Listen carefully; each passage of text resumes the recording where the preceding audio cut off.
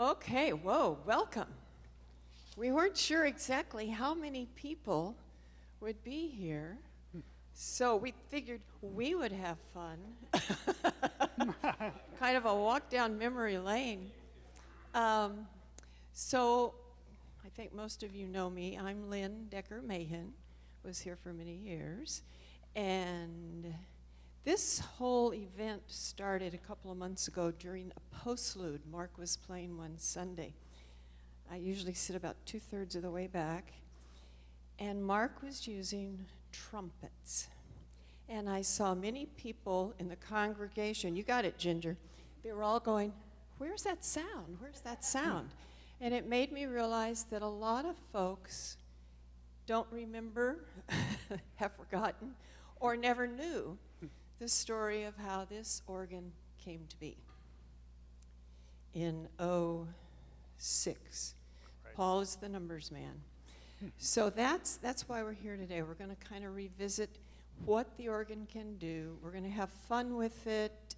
It's very informal. There will be questions and answers, but Paul will tell you when to ask, okay? So I'm going to give you just a little backstory. Paul's going to talk us through numbers and things like that and the practicality. Peggy's laughing. Oh, yeah. That was the old organ. You're going to see pictures of the old and the new one as it arrived, you know, in a truck. They unpacked it and all of this. But Paul's going to tell you the months of research we went through to get what we have today. So if you think of your iPad, your cell phone, the power, the apps it has, the organ, it's got them all. I mean, it does that. You can go to Notre Dame, and if there's a certain sound of a pipe you like, record it, and presto, they can sample it, digitize it, and it can be loaded in. So you can kind of, it's a shopping spree, and that's what we did. We did a lot of shopping, listening to different sounds and pipes and things. Yeah, a certain sound as you're building your organ. It's like in the old days we used to go in and order a car. Remember?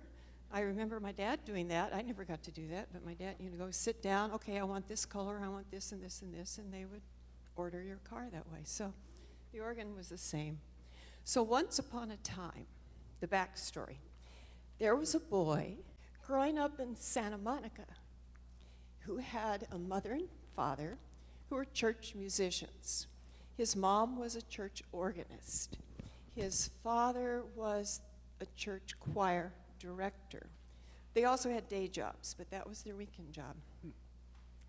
And they were a team and served some of the biggest churches in LA and Los Angeles. So Jim grew up hearing all of these wonderful organs. He'd sit on the organ bench with his mom. He has all those stories. At one of the churches, he was in the balcony, second service, and, you know, mom was playing, dad was directing, and he would launch spitwads. And Ronald Reagan, Dick Van Dyke went to that church.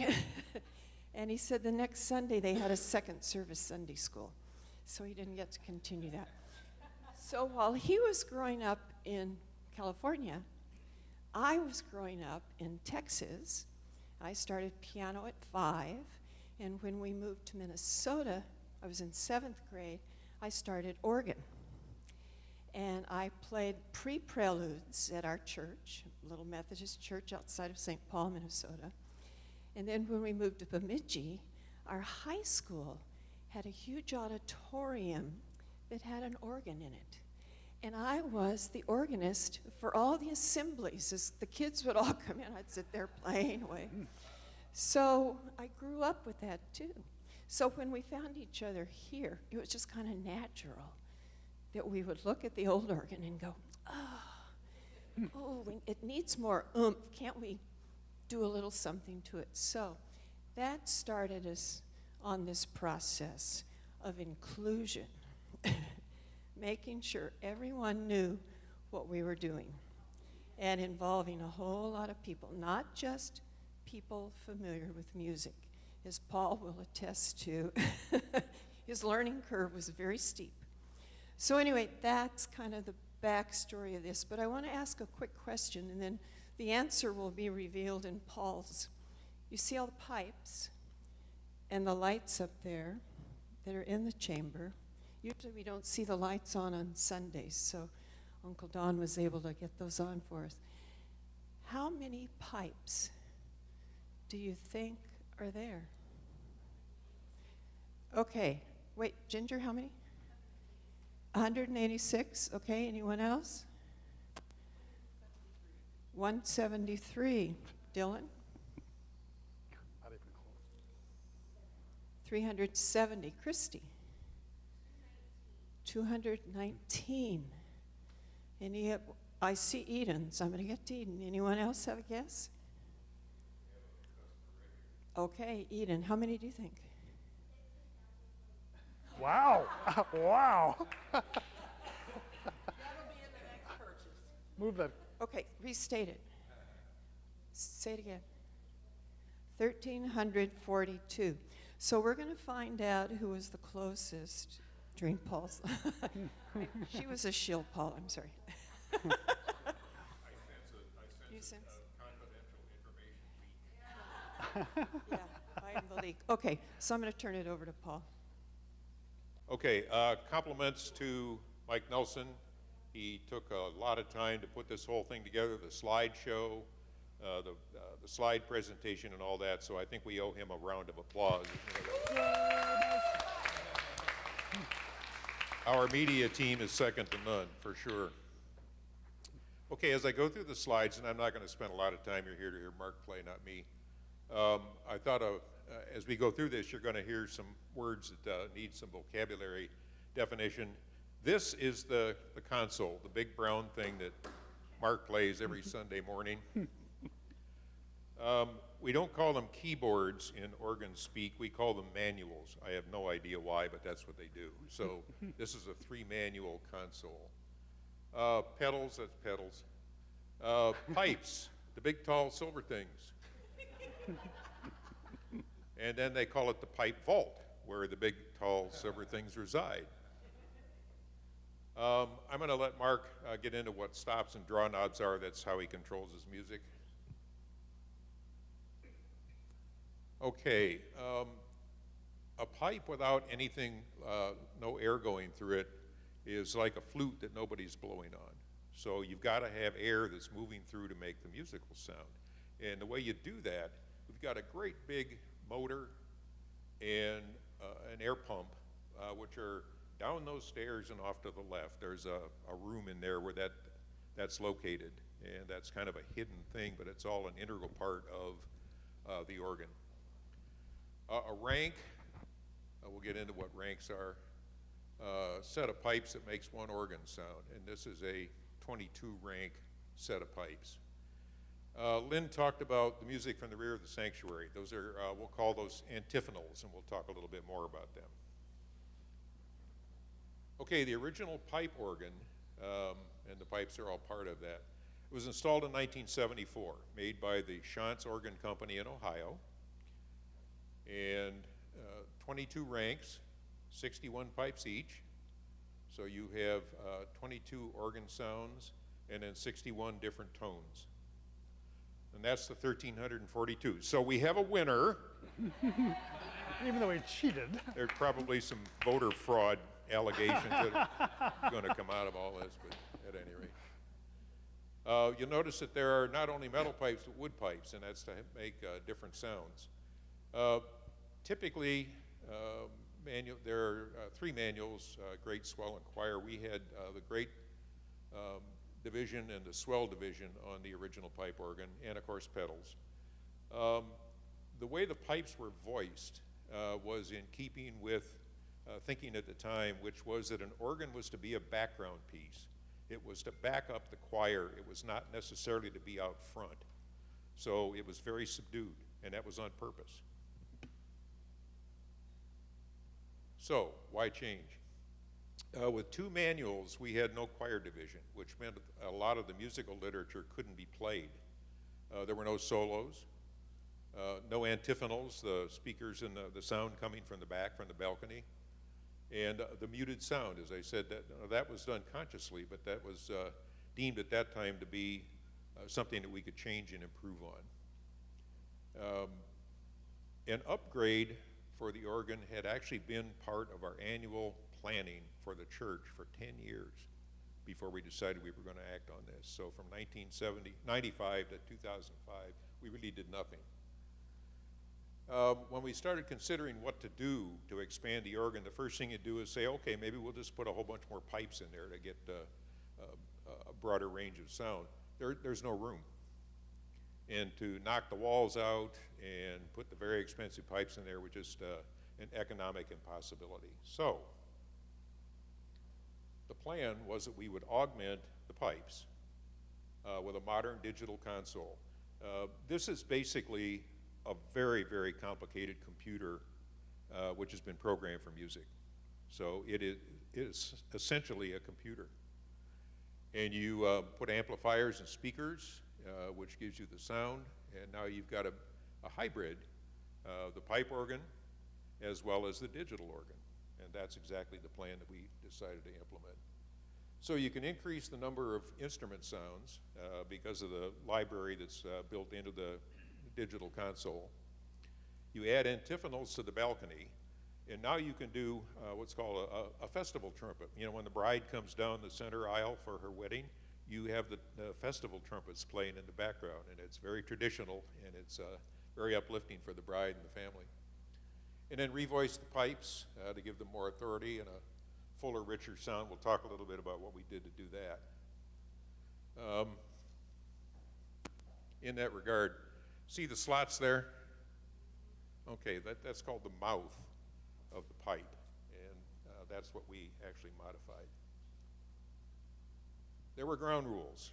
The pipes were to be retained. These are a treasure.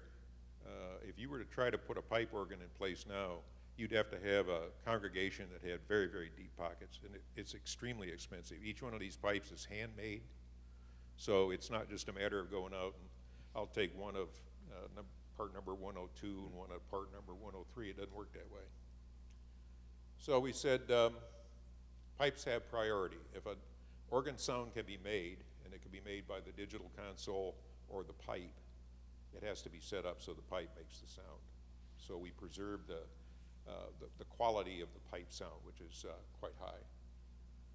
And we wanted the amplifiers and speakers to be hidden from view, so they're buried back in the pipe vault. The cost was to be borne exclusively through fundraising, so that we didn't get some big hue and cry about, hey, you know, you're taking money that ought to be used for a missionary project. Everything was, all costs, every cent was borne by Friends of the Music program and enthusiasts for the organ. Timetable. I made the mistake of coming here for reasons I don't remember anymore. In spring of 2005, Dr. Jim heard my voice, came smoking out of his office, and said, I've got a project for you. I said, okay. He said, you're going to upgrade the organ. So, well, you got the wrong guy, Sparky, because I know zip about organs. But he said, you will learn. My objections were overruled. So at any rate, we formed a committee. There are 25 people on the committee, some of them sitting here in the audience. Lynn has the program, which has the list of all the people. I won't go into that right now, but a number of us are sitting here. So we put that all together, defined what the project should look like, and launched it in June of 2005. Now, Lynn talked about the extensive evaluation. The next couple of slides talk about everything that we did.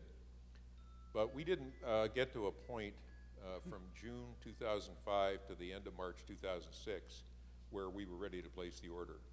Everything that we were doing in the meantime was evaluation, research, competitive analysis, and everything. We wanted to make absolutely sure that when we spent this kind of money, we were going to get the best solution that we could possibly come up with. And then that led to installation in July of 2006, and we had a dedication concert, as it says up there, the end of September 2006. Okay, talked about the 25-person committee. We we identified qualified candidate suppliers. There were two of them based on our research. The Rogers Organ Company in Oregon. And an important part of the Rogers story was that Dr. Robert Tall, who is well renowned in the organ community, was their local dealer distributor down here. And he actually has this organ in his house. So he probably rattles the windows when he plays. The other candidate was the Allen Organ Company. They're located in Pennsylvania. One of the very first things we wanted to know is if we're going to put a project of this scope and cost and size in place, is it really worth it?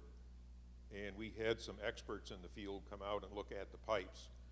Probably the most noteworthy was Manuel Rosales, who was working on the Disney Hall installation at that time.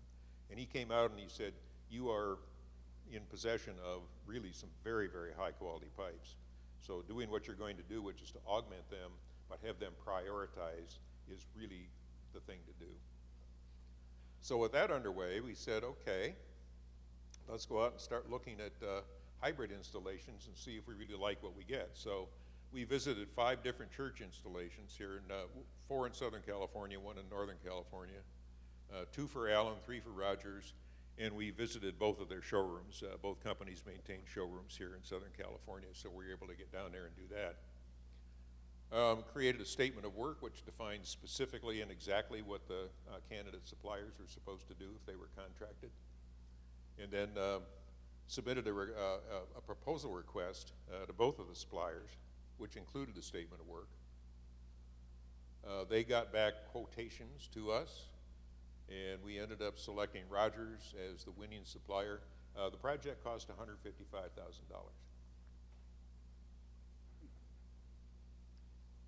To do that, we obviously had to do a fundraising campaign. We had a successful fundraising campaign, but we needed to get some financing, which is kind of unusual. The Methodist Church really doesn't like us to do financing requirements, but for the pledge, if you were pledging to help support this project, you could do it on a 4-year basis. So the Rogers Company didn't want to wait 4 years to get paid, so we ended up getting a small bank loan courtesy of Lance Martin, which it was a 3 or 4 year loan. We paid it off in a year. And then started the installation. All the pipes were removed. Some of the shots you saw, there were a lot of the people in the church came in and helped out. We took every one of these pipes out and cleaned them with compressed air. We had to wear white gloves because the material that the pipes are made out of will actually take a permanent stain from the oils on your hands. So we weren't interested in doing that, so we were very, very careful. Blew all the pipes out, got all the dust out. Every now and then there'd be a scream from the one of the pews, and we discovered that we'd found another dead bird. So then the console arrives, it's installed. There's an electronic interface that operates the pipes. That was connected. Lynn talked about the sound library. One of the things we really liked about the Rogers Company was that they had literally gone worldwide. If you wanted the best trumpet sound, and it was something that had been recorded at Notre Dame Cathedral, that's what they had. And if you wanted something like a French horn, and that had the best sound available had been in Westminster Abbey, that's the one that they had. So what we have is a sound library populated with the best, literally the best that you can get worldwide. And then we had the dedication ceremony. Dr. Gary Cobb was our organist at the time, so both he and Robert Tall performed. So what we ended up with, instead of 22 organ sounds, we ended up with 150. 1,100 orchestral or instrument sounds coming from that sound library that I just talked about. 3 manuals instead of 2, plus the pedals. So we get all 3 of the divisions. And then there's also something in here, it's called MIDI, Manual Instrument Digital Interface. It would actually allow us to play recorded music if we wanted to. We don't want to. There was concern that, in fact, one of the members of the congregation said, well, does that mean that Gary can just record his performance for Sunday and we can just have it on tape? And I said, well, I mean, technically speaking, yes, but we're not going to do that. Let's see, amplifiers and speakers in the pipe vault. That's where they went. Antiphonals in the balcony, and in our humble opinion, a dramatic boost to our music program. So, I'm sorry, I was going to talk about what we had to do to augment the sound of the pipe. The mouth was opened up, physically opened up, and Don Howell and Tom Farragher and I were handed X-Acto knives and a ruler and said, for this pipe, you're going to open the mouth up to these new dimensions, bigger dimensions. And I'm thinking, holy smoke, these pipes are probably irreplaceable, and they're letting these complete neophytes have at it with an X-Acto knife. But it turned out to be quite a lot of fun. We straightened out, some of the mouthpieces have been bent due to cleaning and handling, so we were able to straighten all those out. And actually, it was a bonding experience. At any rate, I'm going to let turn this back over to Mark, but appreciate the time. Thanks. So glad to see such a great turnout today. Unaccustomed as I am to public speaking, I will do my best. As you know, I injured my shoulder about a month ago, and it's still not at 100%, but I'm still able to fake my way through it. These are the pedals down here. It's like basically a 2¼ octave manual put down for your feet to play. And you can play more than one note at a time. Some of these skilled organists who give me spasms when they do it can play like 4 notes at a time and play chords.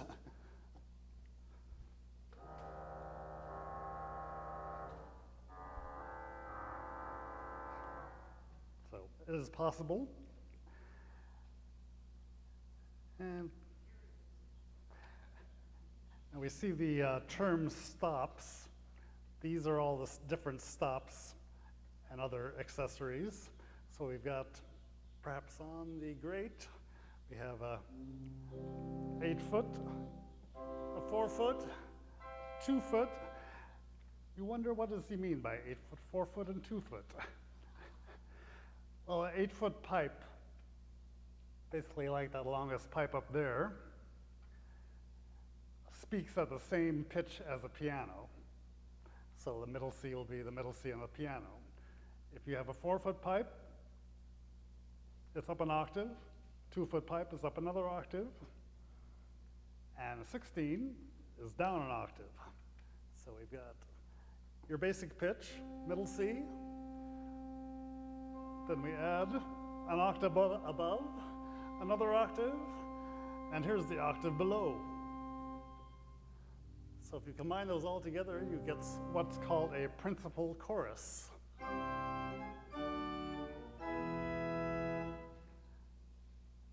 And then there's the fancy little things called mixtures, which is about 4 ranks of pipes, which adds some color and sparkle at the top.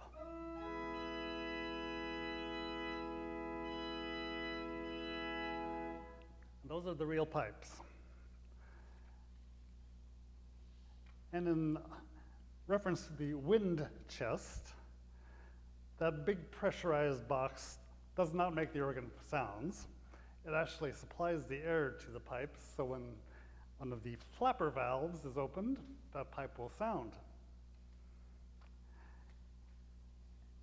And just a couple more little details before we start out, a little bit of musical demonstration. I think Paul talked about the various divisions of the organ, the swell, the grate, and the choir.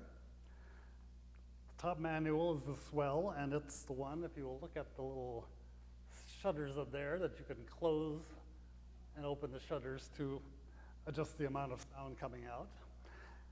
And with this fancy, wonderful instrument, you can also make, without using the shutters, you can make the grate be expressive, because normally the grate manual, which is the second manual, is completely unenclosed and you cannot change the volume.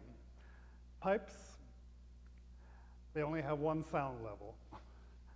So the shutters enable you to make them quieter. And then the lower manual here is the choir manual, which is often used for quieter sounds to accompany a choir. Very clever. Yes, they're not that dumb. And then if you look way below, I think we can do without the slideshow and maybe show my feetsies. See, above the pedals, we have 3 shoes that go up and down. The far left one can be used to control the expression of the choir manual, and with the magic grate and pedal enclosed button up here, you can also control the volume of the grate. And then the swell, which is the second pedal over, is what controls the shutters up and down, and controls the volume. And then there's a third one. You wonder, what does that do? It's called the Crescendo Pedal. So you don't have to pull any extra stops. You just crank it up and make it softer and louder.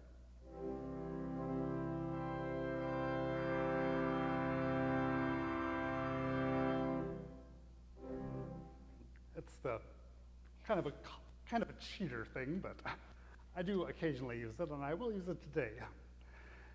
You say that, sorry, Mark, when you say that it's a cheater thing, is it using sound, it's using airflow to control volume, or is it? Oh, it's just adding more stops. More stops. Oh, I think it's showing the stops on. Yeah.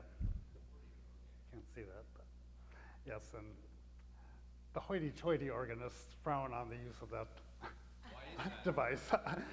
Say, you should be able to do it all by yourself and pull the stops you want. Manually with your hand. Yes. Or all these other little buttons that are along here. You see 1 through 10. Those are called Pistons, and you can preset combinations on them to change the registration just by pressing a button. So those are presets. Yes. Something that you set up. Something that you set up by yourself so you can have a planned and orderly fashion of doing it. I think we're ready for a little piping at the circus with the help from Dr. Lynn. This is an organ demonstrator program, and while it's designed for preschool and younger elementary, I think you all qualify. So let's go to the circus. That's what we have. Take yourselves back in time. You're at a circus. Okay. I require popcorn. Okay, Michael, this is the sign language for popcorn. It's truly, yeah, one of the songs. Oh, that's popcorn. Christy's got it. That's popcorn. This is peanuts, I think. Okay.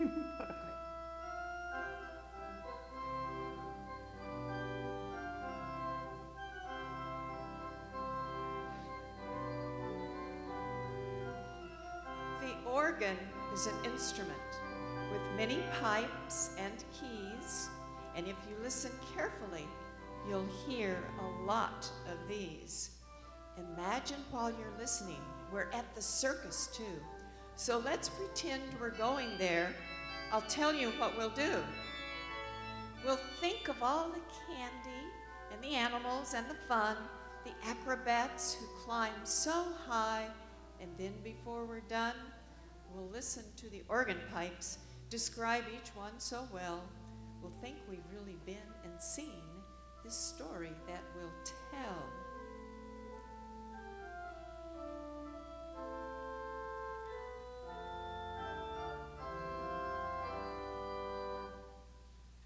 There are so very many pipes that most are hidden away. The organist at the console is the one who makes them play. He plays not only with his hands in sounds both loud and sweet.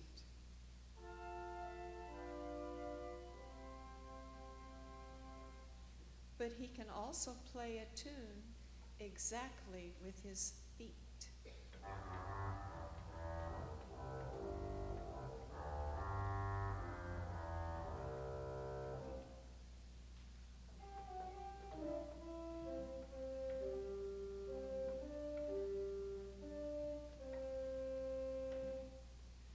Some pipes are 32 feet long.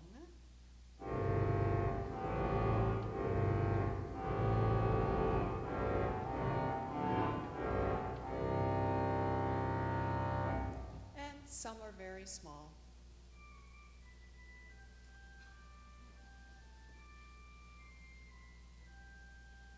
Let's listen to the organ now and try to hear them all.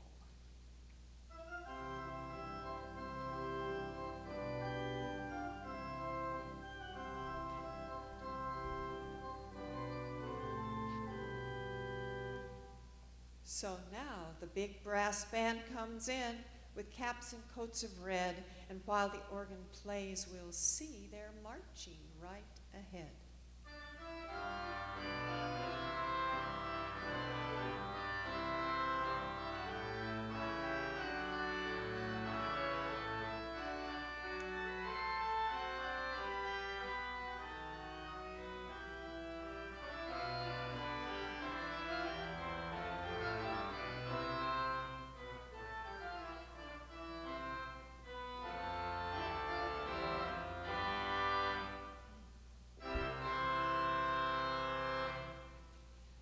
Behind them come the elephants, so big they shake the ground. It takes a great big organ pipe to make this kind of sound.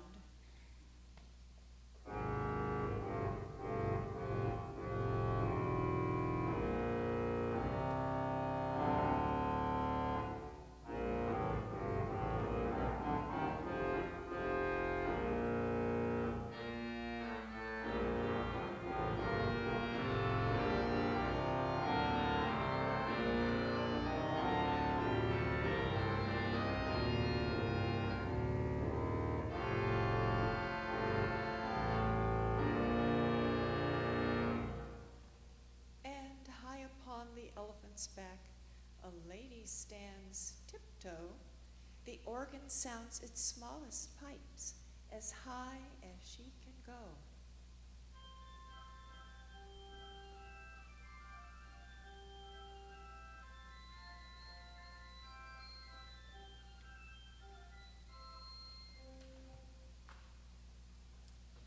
Next come the clowns, who jump and run dressed up in silly suits.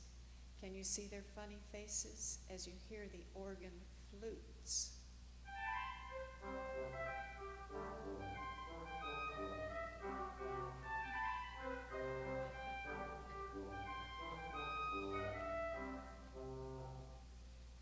Oh, look, a lady acrobat is sailing through the air. The violins you're hearing next will help to keep her there.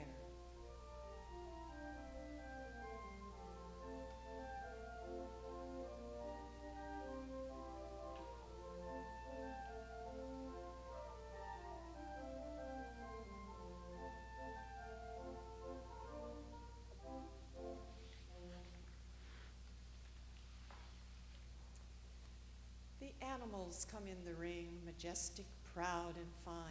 The organ's great principles help keep them all in line.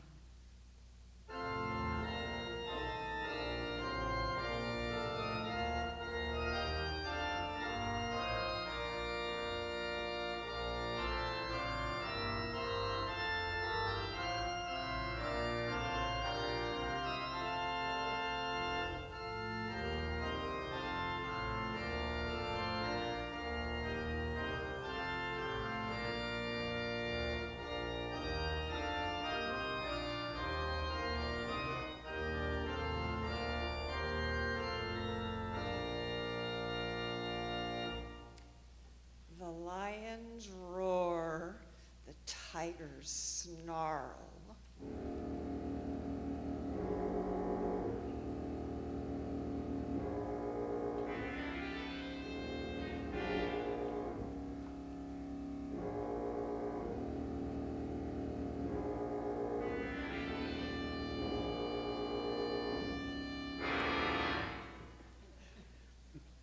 Can you see his face?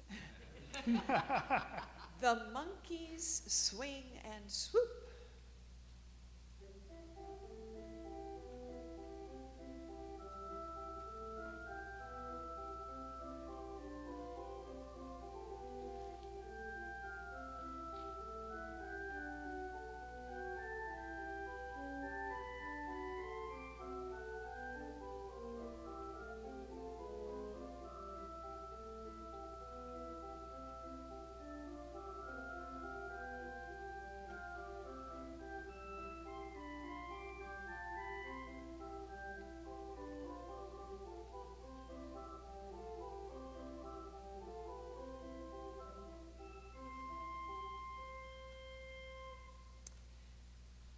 oboe helps a little dog jump through a great big hoop.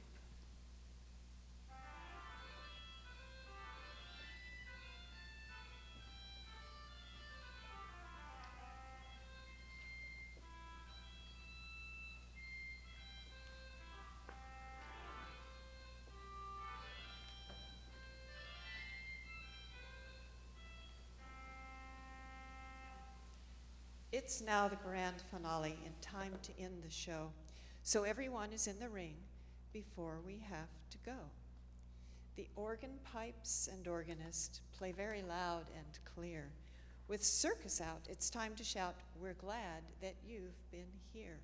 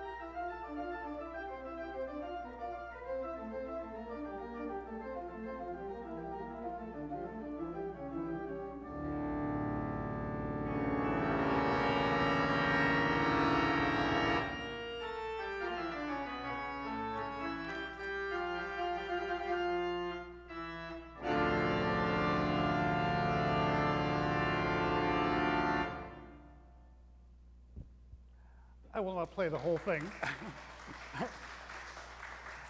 Name that tune.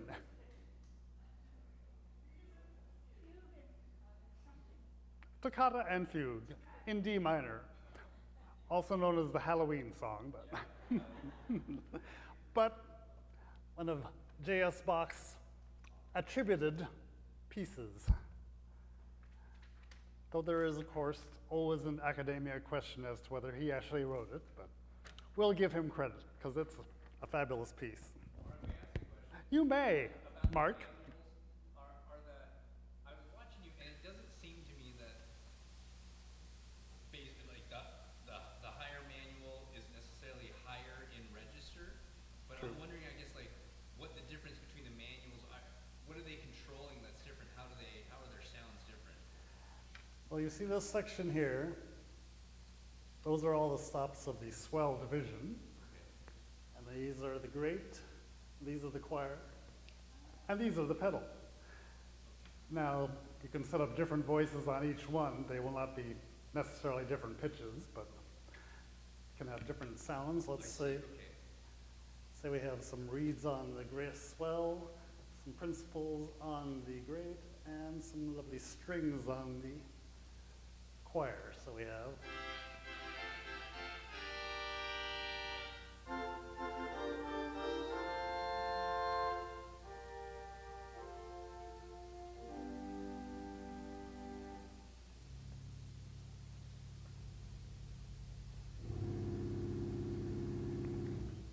pardon me. That's great. Okay, so each manual controls a different set of pipes, and based on that difference, you can customize each Right. manual to have slightly different intonations or sounds or Yep. personality, right? Yes.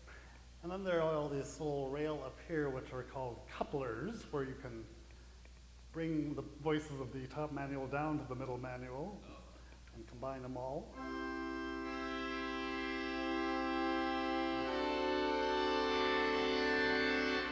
Gives you even more flexibility. Right. Any other questions? Questions are welcome. I think remember when Mark was trying out here, and I said, play big. Ginger likes big. And the instrument can do that. Yes, can. Peggy. When you were playing, I don't know if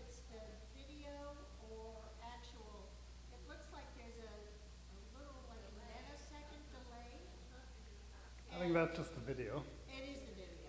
Takes a little while for the transmission. Coordinate your hands and your music. Yeah. Okay. I'll have to speak to the video. Be nice to them. Be very nice to them. Yeah, Oh, okay, it's voice in there. okay. And now let's do a little comparison of digital versus the real pipes. We'll use some principal stops on the grate. I'm going to say number 1 and number 2, and after I do that a few times, we'll let you guess which is which.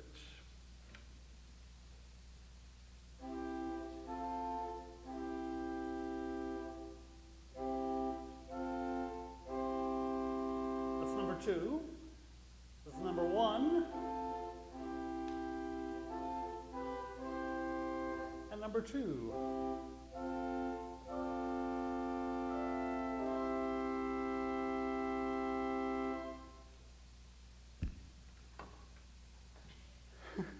Any guesses? One is real and two is digital. That's my guess. So these are the real pipes.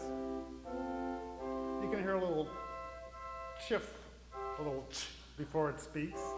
And then here are the digital ones, which has a slight shift too, but still kind of an English diapason sound, which is a little more refined.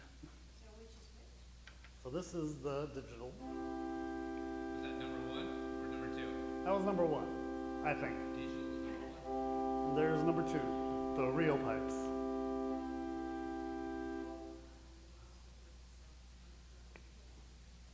When they were doing the tuning, the final, Mr. Tall was doing it with his assistant, and the assistant was up in the chamber up there, and Mr. Tall could not tell the difference between the pipe and the digital. Oh, my goodness.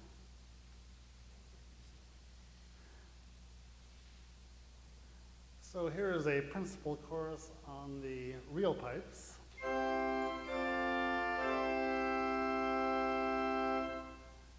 And on the digital.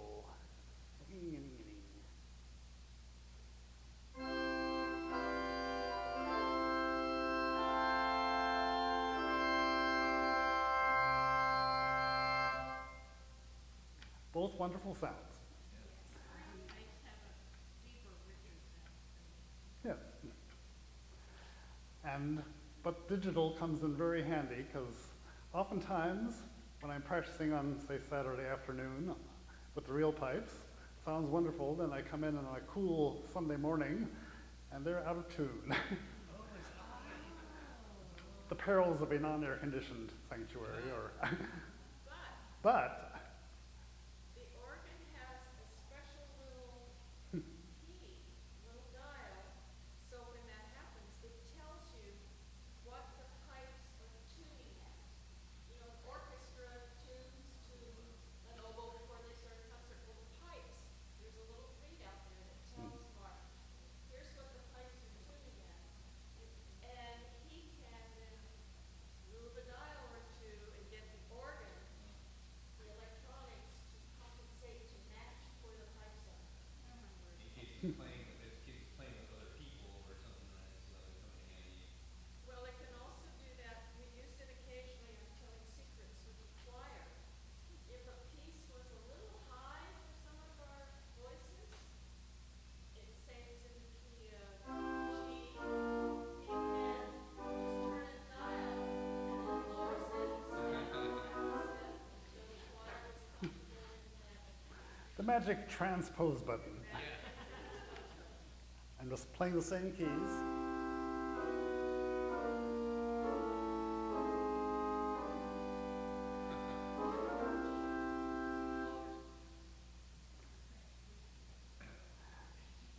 Now let's have one more comparison of pipe versus real. We have the thing called a Celeste, which kind of gives you a mellow and vibrato sound to strings. You have one set of pipes set at normal pitch and then one slightly sharp. So we have, that's the regular pipes, Then we add the Celeste, and it undulates gently, and that's for that very mellow part. And those are the real pipes. And if we switch to the digital, and you can play the right manual.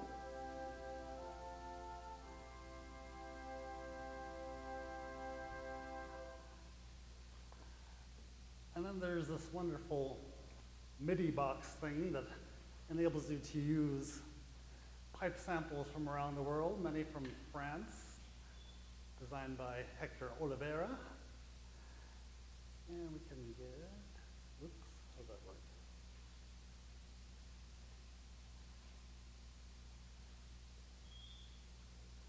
Yeah, I'm not gonna worry about that right now. But you can find all kinds of fancy other things. Let me show you some of the various reed pipes. Oh, we're running, time is flying here. I'm gonna just go ahead and move on to a little demo using some of the MIDI stops. There's a little box down here. That's the MIDI box that has thousands of sounds or something in it there. And in this little, I'll play an excerpt from this piece based on "We Are Marching in the Light of God," an South African freedom song. And it uses a MIDI sound of a kalimba, which is an African instrument, kind of a mallet instrument. Also, you see me pressing this button here, I'm choosing a memory level. The organ itself has 100 memory levels. So you got like 10 general pistons, and that would be 10 times 100. And if you put a memory card in, you can have even more memory. So 10 organists can have different things set up on the organ and not interfere with each other. Here's a little.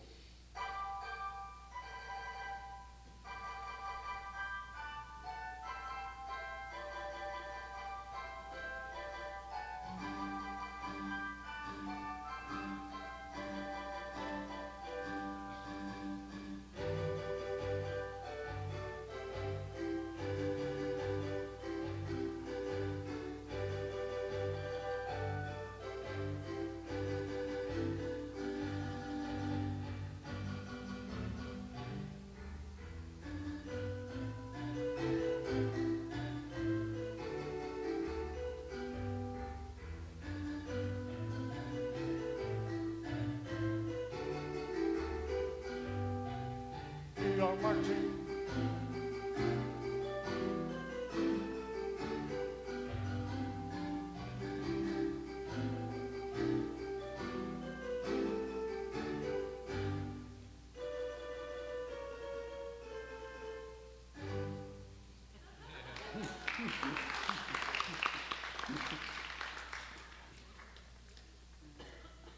So much music. Do you have to know how to play the piano before you can play the organ? It's often recommended that you study the piano first so you can get the keyboard basics down. Play the piano first. And when did you start? Piano I started at age 9. Piano. Some of my years ago. And then about age 15 I started taking organ lessons in addition. So you took lessons on the organ at the age of 15? Yes. And I became the assistant church organist at late age 16, so you can play the organ? Oh. That's the way that works. All right, now here, also in the MIDI bank, we have sounds of Hammond organs, B3s. So here's a little piece based on the wonderful hymn in, what's it called? When in our music, God is glorified. It uses kind of a gospel swing. And you'll also hear a little, in the bass line, you will hear a string bass being plucked. Royal 96, 96, 96.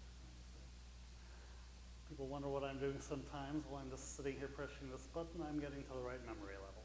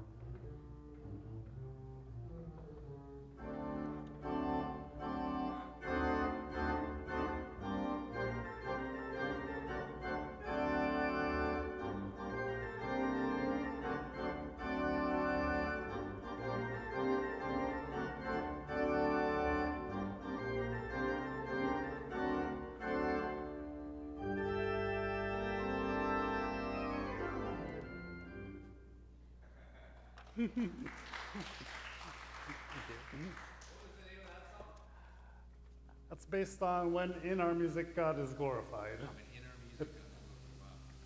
A wonderful hymn. Yes.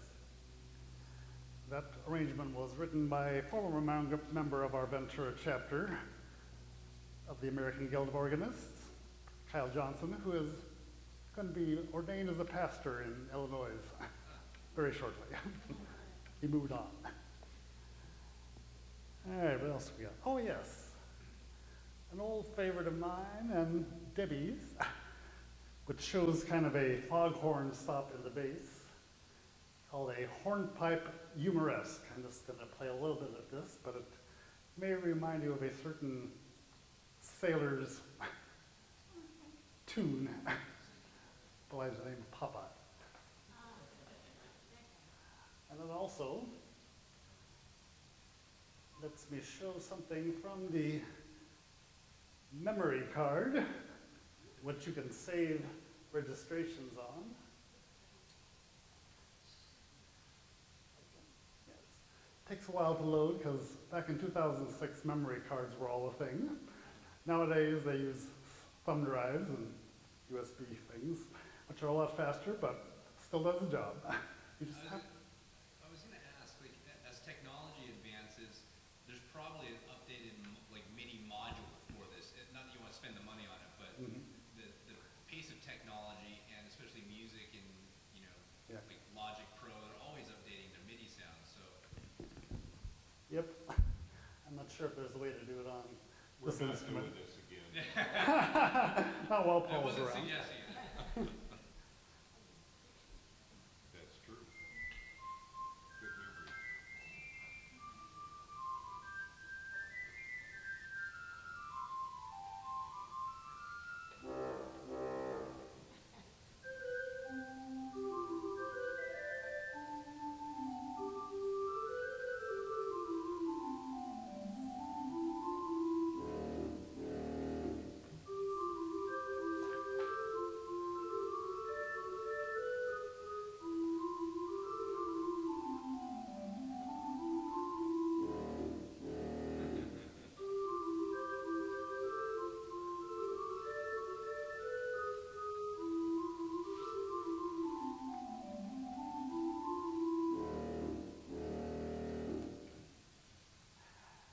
And then just to show you a little of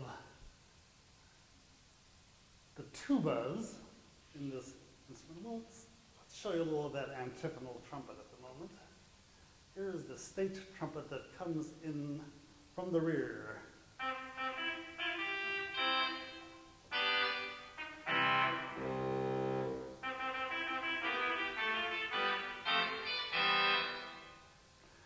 The people in the back really enjoy that sometimes.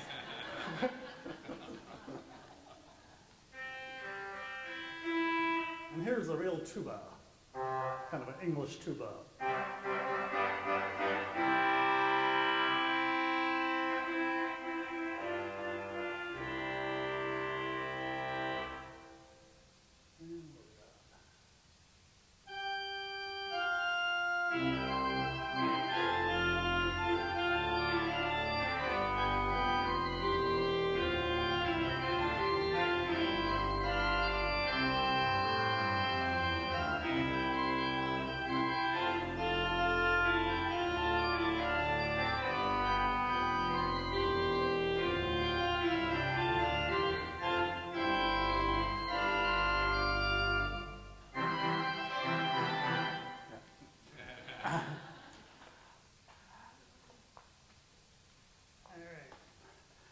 Can you play the Disneyland Electric Light Parade?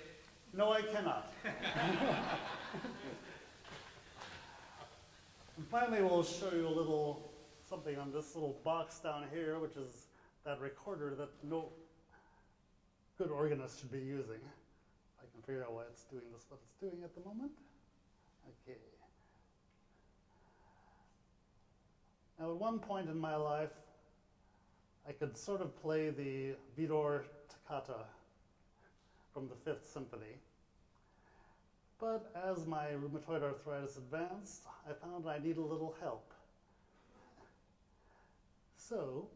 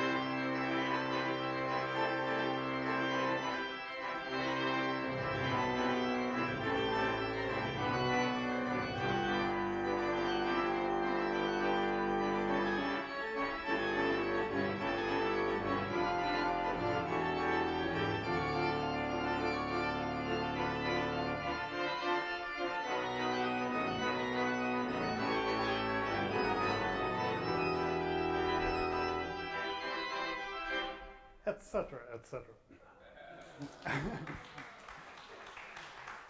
And cheating advice, there's also a tempo control in this, so I actually recorded it at a slower speed, which I could handle, and just turned up the tempo for performance. So. Fun. This organ takes not just a good musician with the technical skills to play keyboards, and stuff, but he's also got to understand computers and the electronics, because this is the hybrid, and it's the marriage of the two, and not every organist can do that. So it's a unique. Well, we have hit our hour mark, and I've just about gone through everything I have here, but I am open to questions. Yes? Oh, yes. Oh, yes, I forgot. The Zimbelstein. Mark adds those little colors. It's like the sprinkles on your cupcake. It doesn't have flavor, but it just adds a little. Or fairy dust. That's a MIDI sound? That's a digital sound, right? That's a digital sound, yes. Sounds very realistic. And there's some line in a hymn that talks about light or something. I will sometimes turn that on just for. Yeah. It's a good effect. Anytime you need fairy dust. Can I So- make a couple comments? Don. The day that the gentleman arrived from Houston to do the tuning, or do the rebuilding the organ here, I came in and just trying to be nice, maybe like where the restrooms are and where you get drink of water and that. And I asked him if there's anything I can get for you. He says, yes, I'll give you a table and a chair. I said, okay, so I went pretty well. Came back, set a table over here, chair, and he said, okay, sit down. He brought a pipe out and laid it on the table here, and he said, no, this is what I want you to do. This knife here, after you put your gloves on, the pipes are lead. And so, not only can you damage the pipes when you touch them, the lead also goes the other way. It can get into your skin. And so it can be very hard. So he sat down and he showed me how to knife the mouth open with the knife. Later he said that in most of these installations like that, what he does, he said he comes to the church, he meets the secretary, she gives him a key, they do the job, he turns it back, the key back into the secretary and leaves. That is the total input he has from a congregation. He said that have all these people here to help him. He said he was really impressed. And people would stop in just to hear, to sit in the back and to hear as they tune. They have a little miniature keyboard that can sit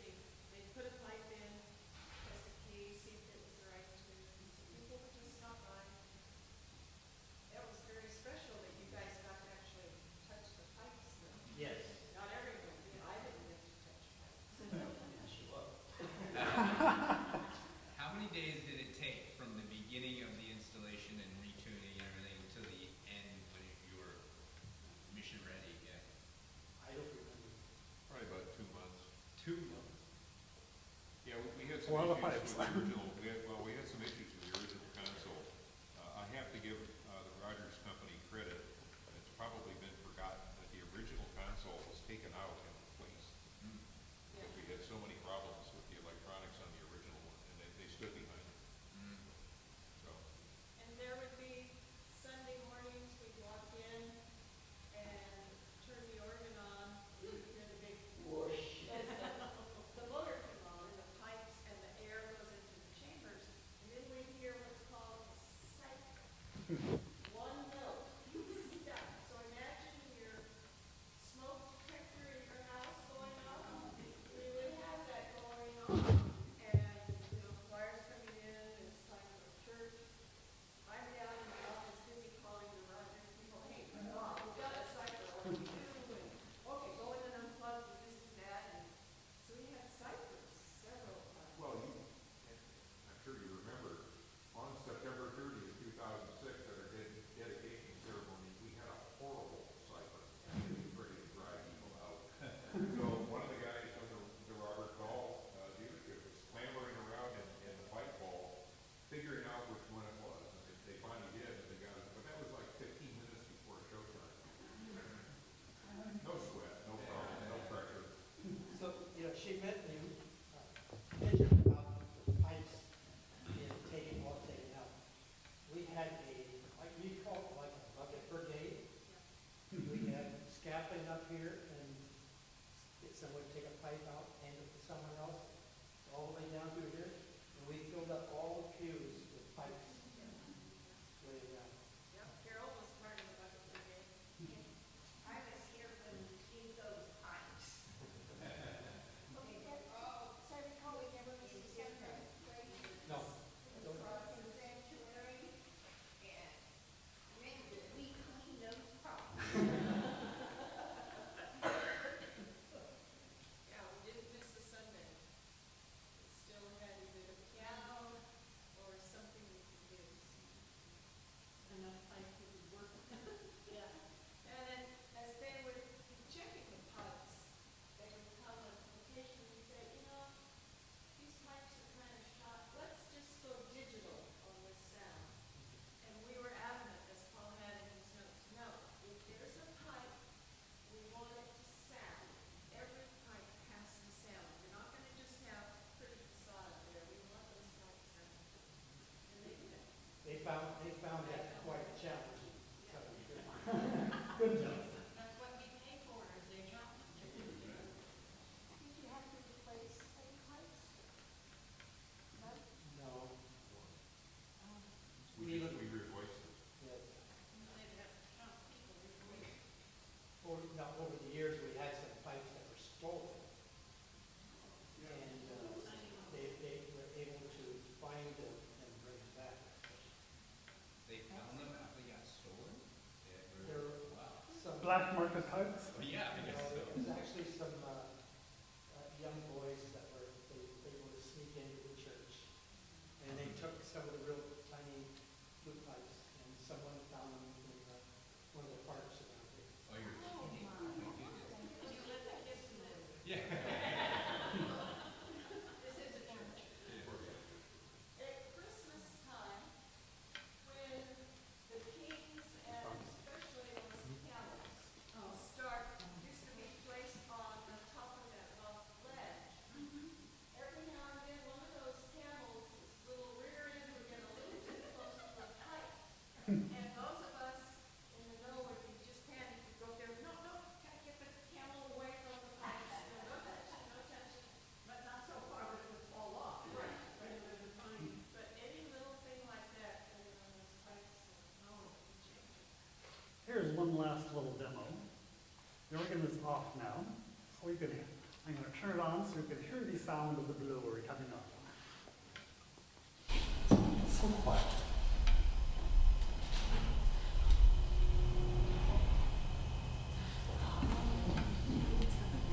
There you go. Yeah, that's it. Here. Just wait for the computer to wake up and away we go. One comment that's worth making is the project and the effort committee and the financial sponsors and everybody who had a part in this produced the instrument. We had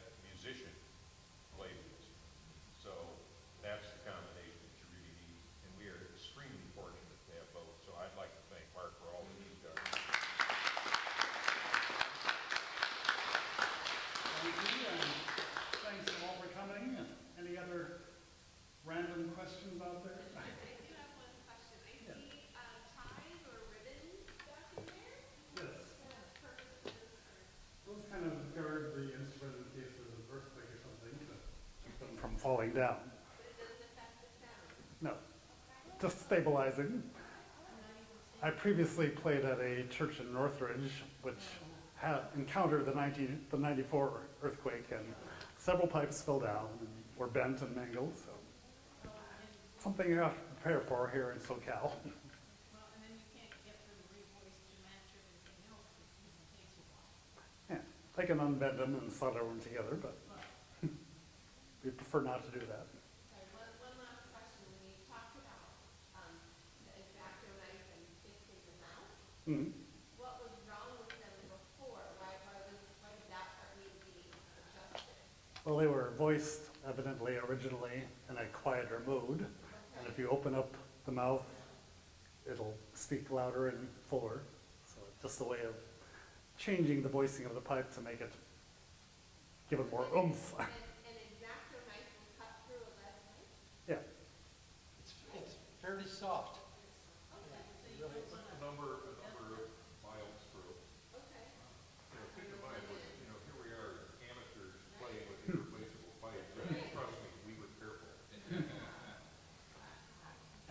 and they're not actually completely lead. I think it's kind of a lead zinc alloy. Otherwise, lead by itself would probably not be capable. The larger pipes stay vertical.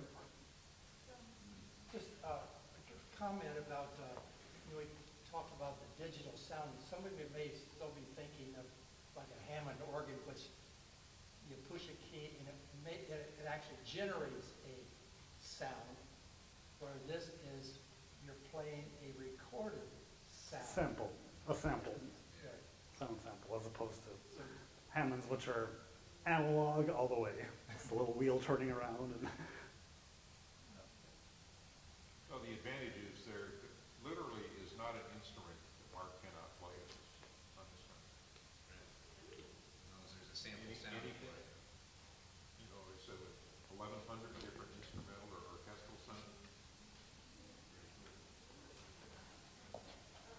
When we were going through looking at organs, other churches, I was thinking, how would an organ, digital organ, fit into a congregation if we were, you had like an orchestra, small orchestra, and they wanted to supplement them. And I asked them if they could play a guitar, thinking, well, that's a bass guitar. And he said, which one? I can play 120 different guitars. Oh, my goodness.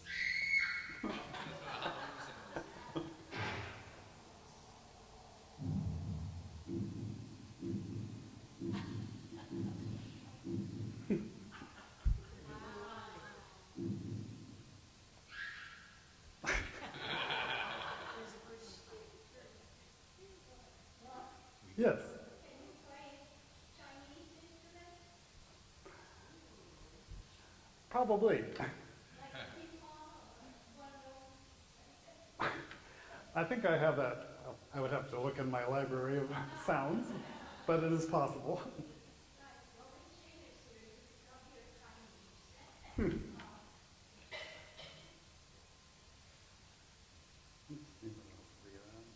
Oh, yes. That's channel 2. I can get my own applause. Birds I've got.